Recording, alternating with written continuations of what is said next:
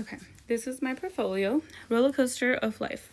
I remember when I graduated high school, I wanted to do criminal justice. So I went to a community college and was starting my degree there. Then later in the semester, I decided, let me get my dental assisting certificate since it was like a weekend course for a few weekends to get a better paying job than fast food to like kind of get me through school. I started my first job as a dental assistant in 2017 and I immediately loved the dental field. So years passed by. I was a dental assistant for about 6 years. And towards the end of 2020, a very crazy year in the dental world, I decided I wanted more. So I started my prerequisites for dental hygiene. And now 2025, here I am, still close to the finish line. These last 2 years have been definitely the hardest 2 years of my life, but there has been so much growth since day one to the very last day. And I am so proud of myself for getting through it, even though I wanted to give up so many times. I attached my acceptance letter of 2023. And yes, so starting with comp number one, ethics and professional behavior. CCD dental hygiene graduates will demonstrate ethical and professional behavior in all aspects of their profession. So as a hygiene student, you learn how important it is to be ethical and provide the standard of care. Also showing professional behavior at all times and providing the highest level of care. So I attach my mandatory reporter training certificate to demonstrate ethical and professional behavior in decision making by the American Dental Association. Then I did a case study with a group about an ethical decision, assuming responsibility and accountability for the practice. And then in this video, we go through a medical emergency of a patient having a seizure, so understanding the legal aspects of legible and current patient treatment notes. My patient case number one. This was my very first real patient in clinic. She was a healthy 20-year-old female that was 22 weeks pregnant with a healthy pregnancy. She was in her second trimester. We imported her radiographs that are attached down here. And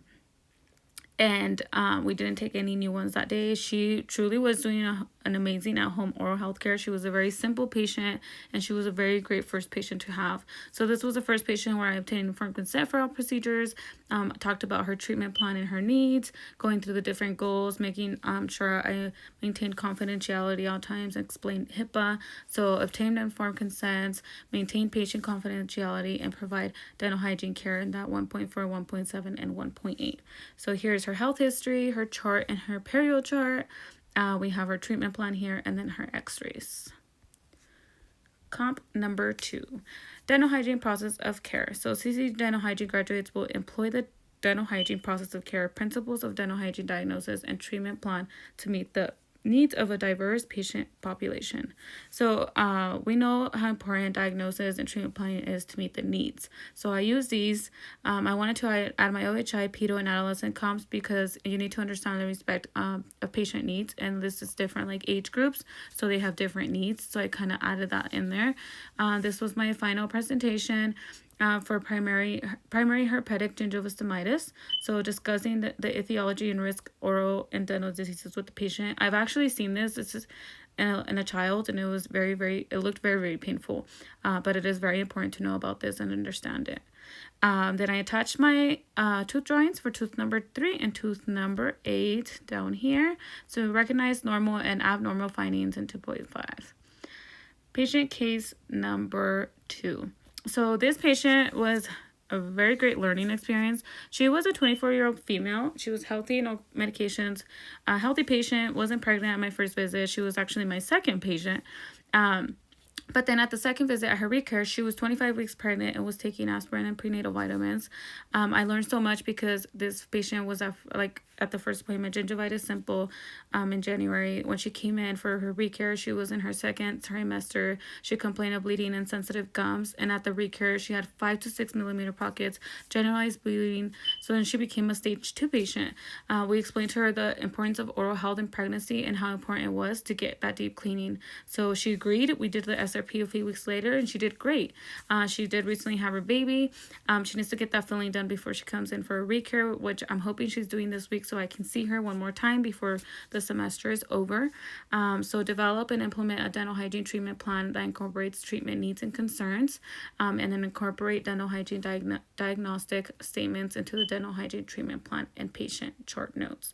So here's her health history, her chart and that little filling she needs on 2. This is her perio chart from that recare visit, the treatment plan. This was the calc index, and then her these x-rays were from January.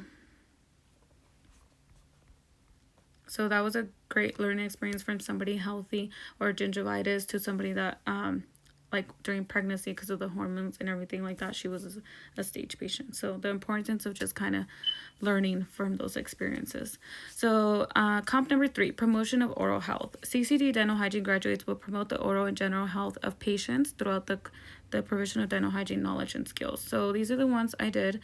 So my nutrition, to recognize the role of nutrition in oral health in a patient. Then medical emergency, doing the Hamlet, understanding medical history complications. The modification disability with Pfeiffer syndrome, just to know and understand modifications, recognize factors that require intervention. And then my patient case 3, it was a 53-year-old female. This was my very first super heavy patient. I remember the assessment took me so long because it was something very complex, something I hadn't seen before. So it was just a lot for me to do, and it was a very great learning experience as well. She was my first super heavy patient, and we got it done. And I seen her as a recare, and she's doing better, so that's great. Educating patients to participate in the management of their oral health, implement dental hygiene therapies to control and eliminate perio disease. Well, control, not really eliminate, but kind of knowing different therapies to do that. So I have her health history, we have her treatment plan right here, and then her chart and her perio chart, and then I attached a calc index. As you can see, it was a super heavy, and then some x-rays, and you can see the sub-G calc on that. Comp number 4, so health promotion and disease prevention. Knowing it is very important to deliver health promotion and disease prevention activities. So this was our rotation activity. We went to a daycare for low Hispanic families that work in agriculture. So we did a presentation on the importance of proper oral hygiene that I attached here. It was a really great experience to do this for these parents. They were really engaged. And then I attached the Community Oral Health Project. We did a website. This is on Google Sites. It's a really good website that we made. And then I have my teledentistry oral health, community oral health research paper attached for participate in dental health activities.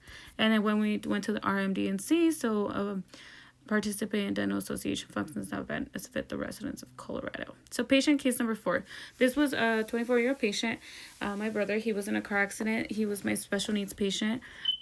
He did have he was a heavy patient at the first appointment. He hadn't had a cleaning since his accident. So it was a very great learning experience. He's doing great. His recare appointment, he had just minimal. He's doing great with flossing and brushing. So that was amazing. So we have his health history, the chart, the perio chart, the treatment plan, and then his x-rays.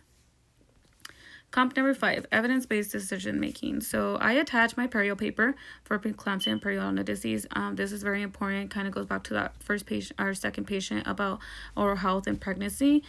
So applying research to dental hygiene care, and then water fluoridation assignment, and then my anesthetic notebook for this comp. Patient case was a 63-year-old patient. He was my geriatric comp. This patient doesn't have insurance, so doesn't really go to the dentist. He did need some treatment, and he mentioned that he goes to the yearly COMOMs to get treatment, so he was planning on doing that this year. And I'm just glad we got to do his cleaning for a discounted rate, and just talked how important it is that he does get that treatment. So we have the health history, we have the perio chart and the chart, and then we have the treatment plan and the x-rays.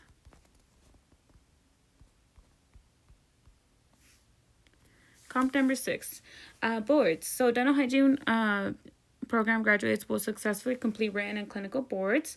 So 6162 are all of below. So I did the anti-RDH board review in North Carolina. Here's a picture at that. Then I attached my board results. I passed. I took it March 11th, and then my mock boards. It went very great. So this was a very helpful experience to get through, to kind of be prepared for the ones that we are taking May 2nd. Then I have my fall comp, first attempt and second attempt, because I failed the first time. I did fail terribly the first time. First, I did more than 8 sites, and I learned a lot from that experience. So I attached a patient case for my fall comp. It was a 53-year-old male, healthy. So I picked quad number 2. He did have number 16, and it was very difficult to get back there, but I got so much experience from this. Different instructors came and helped me, and we figured out different ways to get to that last 2, so it was a great learning experience. The second time I did pass, so that was great, and it was a great learning experience. So the patient case number 6 had that 16th, and just keeping that area clean, and even though I failed, I got the quad cleaned and learned different ways to get that tooth and better divide that area. So that was a great learning experience. So here's his x-rays, his treatment plan, and perio chart and chart. So the end, it has been a whole roller coaster of emotions these last 2 years, and nothing was easy. So this portfolio kind of shows all my experiences, my education, the training experiences along the way. I'm so proud of myself to making it through. And just one more stop, which is our clinical boards on May 2nd. I am so excited to graduate, and I am so glad I decided to be a hygienist. It is a beautiful career, so rewarding, and you're just able to help people, educate them, and I'm just helpful and grateful for this program and every single one that has helped me. The faculty has been amazing. Ms. Rodilla, you're amazing. Thank you so much for everything. I have definitely taken some losses, but I have learned so much at the end. So thank you.